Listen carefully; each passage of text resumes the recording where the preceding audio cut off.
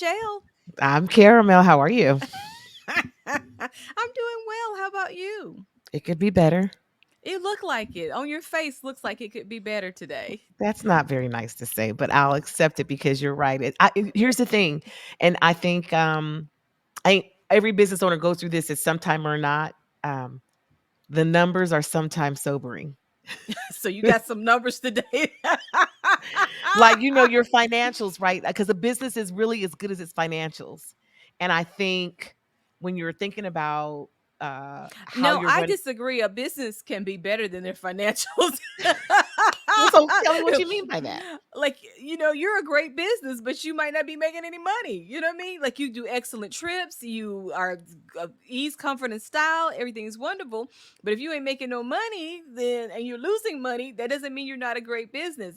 Your business is good, but maybe your model and the money you make. But you Well, can provide great service and excellent and so there are a couple of factors I think in terms of thinking about what a great business is and a good business. I do think that some of them kind of overlap and can make a business better or, better than others or just good or not so good, right? Like, so for example, like you're right. I have a great service. So that's wonderful. I take these trips. They're fabulous. Everyone loves them. They're excited about it.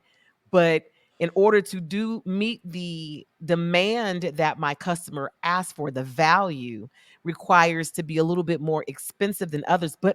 So at one price point, they're good. But as soon as I teeter over a different price point, now I'm dealing with a different client. So I there's can a I can give you an example too. Mhm. Like say I just met with a small business owner, provides excellent service. He's a Sure. trainer, excellent trainer, great, great, great. I'm actually losing some of his stomach. Can you tell I'm losing some of that little stomach, little poo poo? I know you've been doing good, girl. And so he's great. But he's saying things are rough right now. And Uh-huh. he's thinking about been in business 6 years, thinking about perhaps. And I was like, Perhaps maybe getting out of the business, like he's. yes. Mhm. And I told him, I said, we just recently did a show about if business will run as long as you run it. Mhm. And that to me was real world. And I was like, wow. And it said it was tired. He talked about being tired. Sure. And I said, that's what that money bear on your back. When that money beast is on your back, it can make you tired and make you feel like you don't want to do the business anymore, and it can be very sobering because you're passionate about what you do, but Sure. then when you see it's like I'm on a wheel and I'm just spinning and I'm not moving any forward. And I think it's because it's the parameters people have put on you that you got to make a profit. Well, so that's the thing. So I was going to get to there, right? Like, so for me, the numbers are sobering, not because I'm not able to make a living and I'm not able to pay our bills and not able to put on a trip. The numbers can be sobering based on what your expectation is out of the numbers, right? So if you're looking for Right. it to be like, I'm going to make, margins of 15 to 20% and your margins are like 5%, I bet the numbers would be probably sobering. But if you're looking to meet your margin, which is, I don't need to even worry about any margins as far as profit, but as long as it can pay for itself, well, that's a whole nother set of Break numbers. even. Yeah. Sometimes if you can just break even, because things, I'm going to just tell you, and I know we keep talking about COVID and the COVID year and what it did. It has just it has caused business, and I'll give you an example just with my business. So we went through COVID, we made it through. We had money to float, we carried, and we made it through. I am now feeling the pinch. I am now feeling, huh, Let me they give you you're saying that. Let me give you this example. It just happened today. No lie. Got an email, right? COVID happened in 2019 is when it started, but 2020 is when we shut down. Sent out an email on April the 30th of 2020 and said, "Hey, accept a credit and I will give you a credit for 2 years." I said, "I'm going to give you whatever you spent. I'm going to give you half money back. I'm going to give you a credit for 2 years to spend your money as long as you book a trip within those 2 years." Girl, she acted like COVID was her fault, so she was trying to make it I right. was making it right. Girl, listen, I got an email in my inbox from a customer who's like, can I still use my credit? That credit has been expired an entire 12 months. And it's 3 years from the date on which I offered the credit to you. So you want me to right now in 2023 take your loss on this year's books because now you're ready to travel? You know No what I mean? ma'am, no ma'am. And so we have to factor in that, and I doff my hat to any business that made it through COVID and is still existing now, Sure. because COVID, the money that was put out there, the decisions that were made, they seemed good at the time, but now it's like, It's hmm, sobering. These are the numbers that are sobering. hindsight, it floated me and it made me realize and think I was doing better than I really was. And I think that's very important that we understand that, because now this is what it really is. This is probably how I think back before Uh-huh. 20. I go back to February 2020. Sure. I remember I was sitting there thinking, how am I going to make it? Yeah. And then COVID happened. We got money, we floated through. And now I'm back here and I'm like, I'm not thinking how I'm going to make it, but I am looking at, it's tight right now. The And, business is I have not to think doing. about, thin margins. I think that, people miss that. When we talking about what profit looks like in profit margins, breaking even is not a bad thing when there's a crunch. So if you can find a way to break even. If you can break even when there's a crunch, you're making a profit, because it's like everybody else is negative. When a company tells you they have gone 7 quarters without making a profit, you can't continue to do that. I mean, savings, you've cut expenses, you've done all you can do. At some point, big companies are going, what's that, Bed Bath and Beyond? Yeah. They're out of business. Tuesday morning, just They, left. They left the building. they're out of business. They're shutting down everything.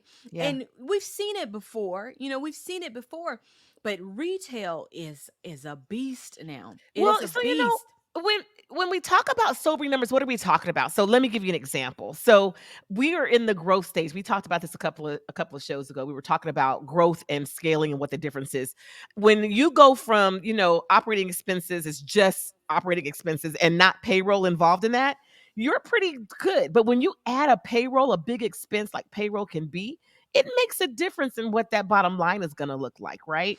So I remember when you were talking about, because if you're a fan of the show, all five of y'all out there, if you're a fan of this show, you remember when Caramel got employees. She was extremely excited about these employees and having right. employees and having payroll and all that. And I remember thinking to myself, and I probably even said it because I'll say what's on No, my you mind. said it. Yeah. I was like, okay, okay. Payroll is gonna be your biggest expense. You told me that's your biggest, and I understood that, but what I didn't understand is how would it affect my cash flow and how would it affect my bottom line at the end of the year? I It's mean, your biggest bill. And I love my employees and the people that work with me. sure. I love them. I love them. Love them. But Right. let me just explain. They're the biggest bill, and they're not the bill I can cut. Like any other bill, I can call and say, Correct. "Hey, what can I do?" To cut a bill with payroll, you are letting someone go. You are Yeah. downsizing. I see now when people retire and they don't replace folks, I understand, Correct. Correct. because you're already running at a deficit and you didn't want to cut anybody. And then somebody come up, they want to leave. Okay. See you later. Okay. Look, let me buy you a cake. Look, you want a cupcake? We sure hate that you're Yeah, gonna leave, you. but we I glad look. over the bottom line. I hate to leave you. I don't want. I'm good. The Thank other you. part of that is, Michelle, because that's part of the numbers game, right? The numbers are sobering. I said that because I'm looking at my bottom line. I looked at my break even for this year, and I'm looking at my break even for projections for next year and what that'll look like, and having to really spread across the losses that have been incurred because I've added payroll, because it was really the only thing that was added. Our operating expenses are what they And were from the beginning. expenses went up too. The Well, just cost a of the little bit. hotels and Just all a of little that. bit. Not as much as I thought it would have when I started really crunching the numbers. Oh, Just a oh, little okay. bit. So you were telling yourself that, and then it found out it ain't as Right. bad. I recognize it wasn't so much of it was some of that too, Because right? I'm But gonna so be I an think. example. I looked at numbers from last year to this year. Mhm. We've written less items, but we've made more money because we've gone up on the price, right? Yep. So I'm sitting here going, and they told us that was gonna happen, and I'm sitting Yep. here thinking, okay, you're right, y'all Yep. right, okay, Yep. but it's still, it costs more to acquire the business. Even though I'm making more on it, it costs me more to acquire it. And I give you an example. Whereas I used to spend $35 to acquire a piece of business, I am now spending $100, 70 to $100 to acquire the opportunity for the same business. Whereas Sure. before, I could pretty much say, okay, if I bought 5 of these, I were going to sell 3 of them. That's making money. I could buy 5 now. I might not sell any of them. So I that's think that's part of the other issue that I tell people that when you're talking about numbers being sobering, you're talking about you're talking about all macro, you're talking about the whole picture, right? mhm. You have to have. I built a spreadsheet and it's called the WTA snapshot, and what it does is it shows me all of those numbers in one little one sheet, so I'm not having to go to different reports. It's literally the dashboard that tells me where I'm at, and when I looked at it, I thought, okay, now these numbers are sobering, but what do I do and what steps do I take to get myself to a place where they won't be sobering anymore, where I'll feel better about what's happening in the Once business? you get that true number, once Yeah. you get that true number, and I call it my what I do with a whiteboard. We do different things with a whiteboard. Hmm. My whiteboard is where I keep a snapshot of what I Sure. have going on in the agency. And the reason why I choose to put it on a whiteboard is because when I sit down at my desk, sure, I have them in digital form, and I Sure. can look at them and I can find them and all that. But when I sit down at my desk and I look up at that board, I can instantly see where we are, and I can instantly see what our problems are. If our quote volume is down, I know immediately, okay, that's the problem. Hmm. If we got the quote volume that we need and we're not selling, I know we got a closing problem. Yep. That's what the numbers tell me when I dive in. Perfect example, this morning a young lady called me from another area, and she was talking to me, and it was so crazy when we were talking about numbers being sobering. She had a list of stuff that she wanted to accomplish and what she wanted Hmm. to achieve. Hmm. I said, okay. She ran the whole list down to me. I said, okay, start at number one, let me tell you what to do. And I rattled off what she needed to do, and I realized there are levels to this thing. There are Hmm. things that you can do to be successful, and when it comes to getting numbers, I always double. If you tell me she said she wanted to be able to do 30,000 a month without any pressure, I said, okay, shoot for 50. Hmm. And she was like, what? I should shoot for 50. If you're trying to reach 30,000 in whatever you're doing, or you're trying to reach 10 of them, do 20. Shoot for 20. Well, what do you mean? That Because if, overreaching, that overarching goal, because at the end of the day, when you're reaching for further, you usually will get to the minimum, right? well, the minimum is The it's numbers. what happens if she's trying to reach for 50. And I'll explain to you like this. If you're shooting for 30, if you get to 20, 25, you feel good about it because you're almost at 30.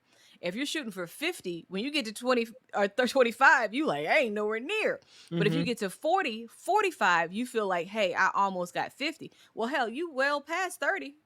You'll Correct. always 30, you'll always go past 30 trying to get to 50. You'll always go past it. It Well, just today was that thing when I found out that snapshot, guess what I had to do immediately? I had to let somebody go, a part-timer go and say, "Okay, listen." And I'm not upset about it. I was able to offer her a different type of you had to restructure. structure. You I did. restructure. So I Mhm. restructured her. I said, "Look, I don't while I can't pay you the salary that I was paying you, let's do project based because she was already a contractor. Let's do project based. And how about this? How about you lean into being a host for me? And that way you're going to instead of be able to travel like you want to travel and still do some of this work with WCA. And if we are able to hawk down what I'm looking at in these numbers in terms of our losses and where we're going to spread that for next year, in the next 90 days, if we're able to sell out or get at least, we need 10 trips. So if we're able to sell at least 20 trips in the next 90 days for next year, then we're gonna win all day. I will be able to add her in for next year, and I mean, by the summer, and it will be no issue, no And there it skin off my is. back. And that's what it's all about. And I think about the 12-week yearbook Uh-huh. by Brian Moran, and Uh-huh. it's always so interesting to me is because when we read this book and Sure. listen to it, I think about it and go, I think about everything in 3 month 3 week Yep. 3 months, 12 weeks now, because I used to think about the year. Okay, oh, I gotta push, then you get to the end of Yeah. the year, and then you can fall short. But if you break it up in smaller chunks and you look at it and you push yourself out, so my new date that I'm looking at is September 1. Okay. So I'm pushing out to September 1. And in my mind, I'm thinking about, okay, if I can be here by September 1. Now, when I say that, that also means that I put my head down and I do the work. And Of when I course. look up on September 1, I'm going to be where I need to be. $100%. That's how it usually happens. And what happens is for me, and I don't know about anybody else, that takes the stress off looking at these sobering numbers. Because sometimes I'm like, oh my goodness, what am I supposed to do? How and I stopped looking at other people and what they have going on Oh, because 100%. that can be sobering too. Because you're So thinking, I think that to your point. So I love the 12-week year thing, but I also when I know those numbers, you're like, to your point, I like to be strict with what's going to happen, right? I Mhm. know that this is what I have to meet. This is what I'm going to do. And so I set that target for what that's going to look like. So there's a plan, strategic plan already in motion. And I have to be strict for so I get, I gotta mention it. I just completed the 75 hard. Right, right. And we can see it all over your beautiful face because you have glossed. I know what you have done to get through that 75 hard. So that's a whole nother show in So itself. people who don't know, 75 hard is a challenge that's out there. Google it and you'll see the different things that you have to do. You have to do six Sure. things and you have to be very stringent on it. If you miss one, you got to start back at zero. And so Hmm. in finishing the 75 hard challenge, I realized that that's what I do. The discipline. I had a date that was a target date. Once I got to that date, then I was finished and I put my head down and we were able to accomplish it.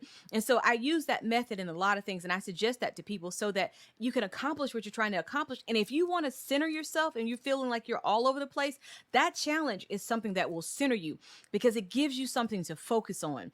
And then you're able to go through the tough times because it's tough for me right now. It's really Yeah. tough and it's been a while since probably this is the toughest time I've had since I started in the 5 years. And a lot Okay. of people don't know that because I don't talk about it and I'm Sure. not stressed about it. You know why I don't talk about it and I'm not stressed about it? Because I'm focused on this 75 hard and trying to get and what it does, it makes my mind because I'm having to work out twice a day.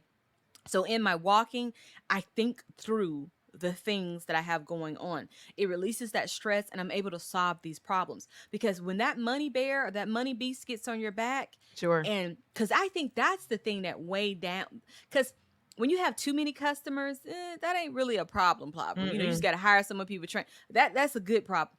You making too much money, oh, we figure out what to do with some money. Right. But when you're making too little money, Puts a whole new perspective. I think that, that the strategic plan that I come up with is really it's in to it's incremental, right? For me.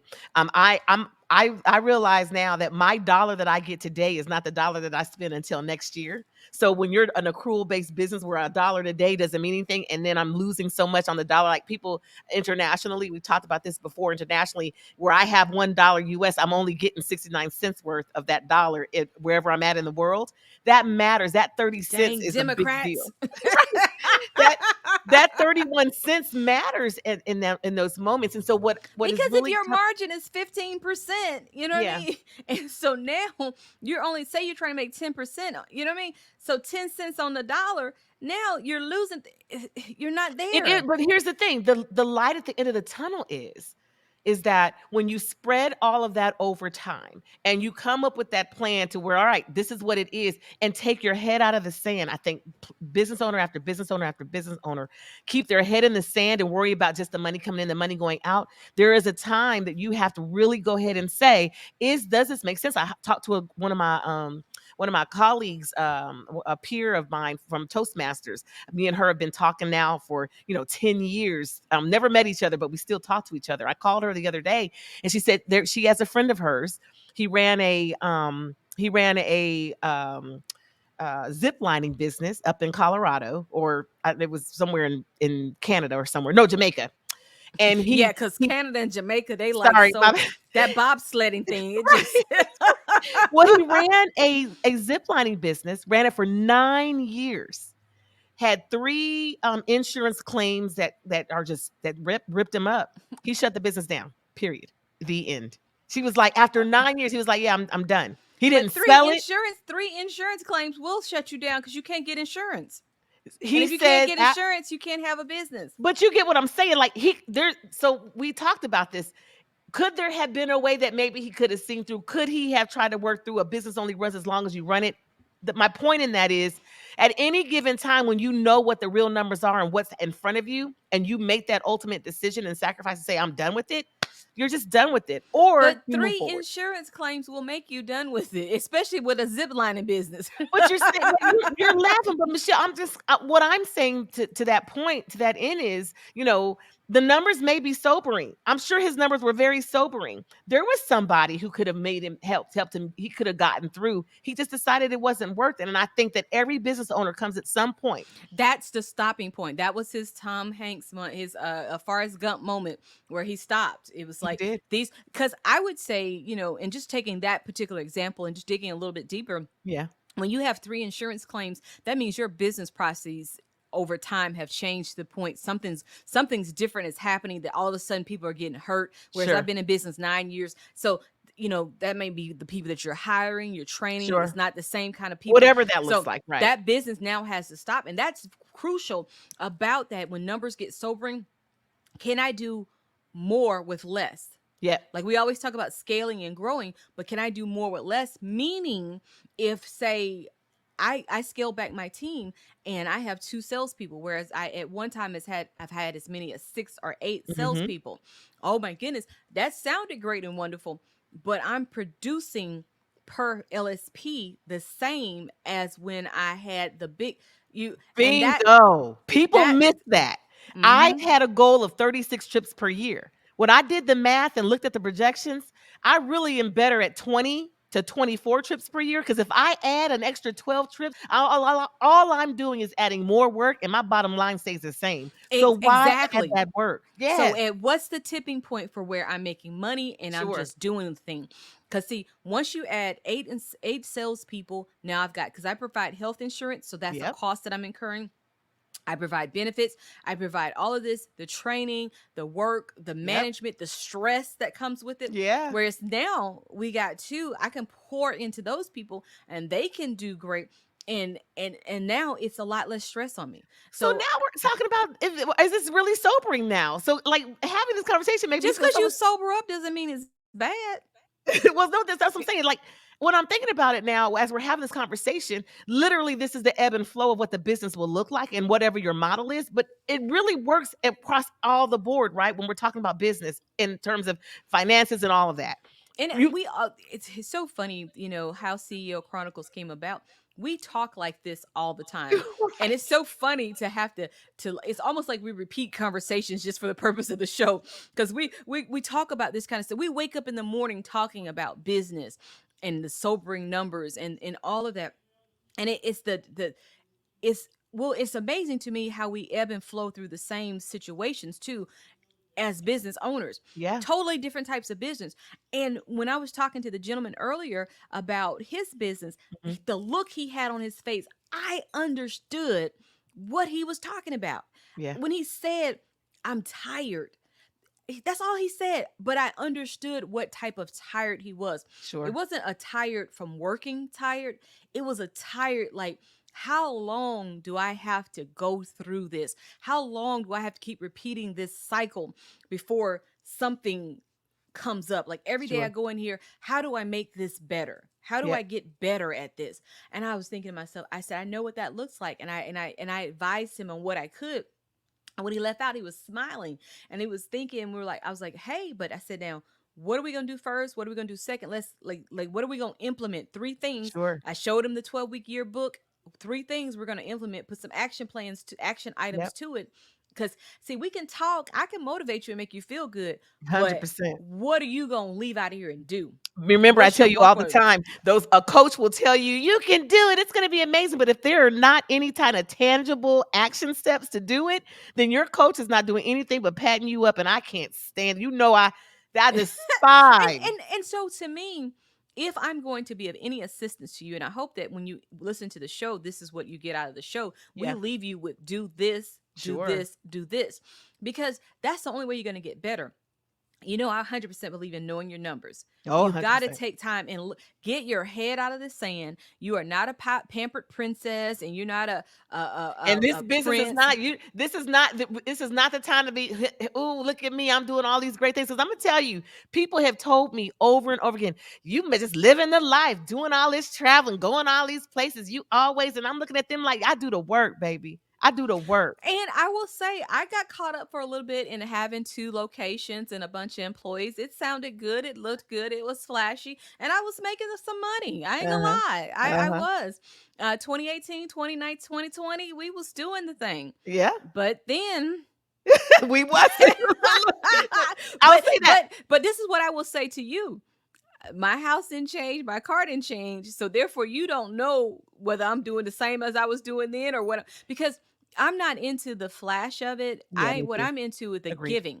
Yep. That's what I love to do. Now, my giving this year, I still give, but it ain't nowhere on the level of what I've given in the past. But because when I had a lot, I gave a lot. When I got a little, I give a little. That's it. Sure, and I think that that's a model that we can all can take heed to. I will say that when we talk about sobering numbers, it does not mean humdrum, swing low, sweet chariot. It Oh no, just really means that's when you have to really say, all right, what is the plan to move forward? One of the things that I think that everyone should do if you're in this space is to take time out and really don't do anything new. Don't buy nothing. Don't plan nothing. Don't stop. add Just nothing. Don't stop. just stop right there and get your numbers and look at them. That means look at your break even, look at your profit analysis, look at your cash flow, look at all of your bills and your balance sheet, understand what that looks And like. count real money. Don't count, okay, this is what's coming if I do this. And I know if Mm-mm. what it What is. is really in the bank? I Not literally, if, what is. you're What right, if right. what is.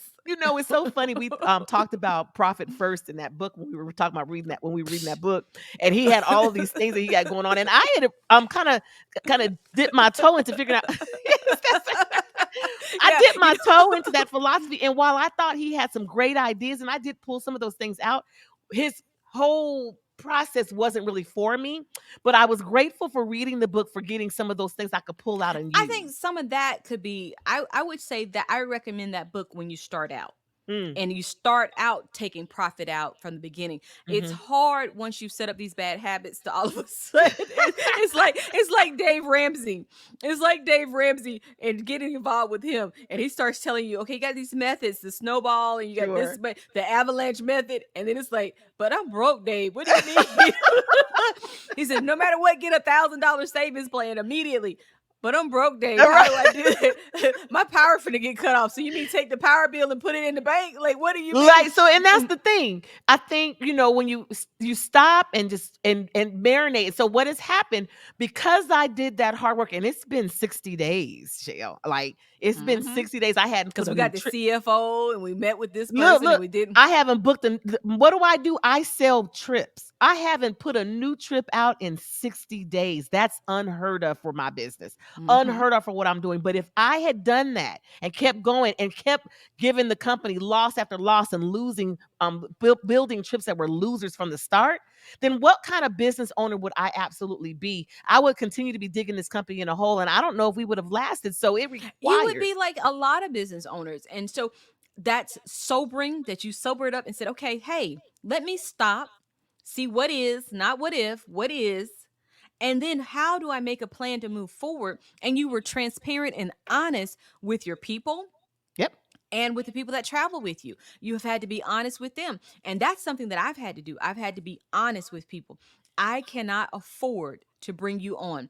Typically, I was like, oh, I need to hire another person. Then the opportunity came for me to hire another person. I would have been Mhm. like, oh, that's a sign. Oh, that's a sign. That's Right. just, look at how that worked. Whenever I need something, it show It ain't right a up. sign if you No, can't. if I can't afford it. Sometimes it's a test to see, hey, Right, hey, are you gonna girl. keep doing the Say same that. thing that you always do and end up in the same situation? I need It's look, not I a wanna say that sign, but a again. test sometimes. Yes, not a sign, but a test. That is the topic. Oh, that's a tweetable moment. That's a That tweetable. is Y'all tweet everything. that. Not let me write that down. Look, I'm all excited. Not a sign, but But a a test. test. Yes. I love that because that's the title of the show because that is so true. Um, that is when you really are taking heed to what the business because I tell you what, I recognize now, and you've always had the employees, and so you've had to do this, but I recognize now I have built a company that can be sustainable without me. And that, my friend, is something that I don't know if I imagined it the way that it is right now Well, the 5 years company ago. I'm affiliated with, they told you from the beginning, work on it or in it, make a choice. Yeah. Work on it or in it, and that is very important, and that's what's going to help you be sober too, is that if you start out working in it, it's going to be very hard to extract yourself from it. If you But start out it's working on possible. it, it's absolutely possible. Mhm. A lot of what if, but we talking about what is. Best friend, it's been I a love you, you oh my know? goodness, it's been a roller coaster. I'm so glad. This was a great show. Look, do I still look the same way I did when we No, ma'am. started? She looked lifted up. You see how lifted up? See what her best friend does for her? Just a little Oh, I conversation. love it. Thanks, best I love friend. you.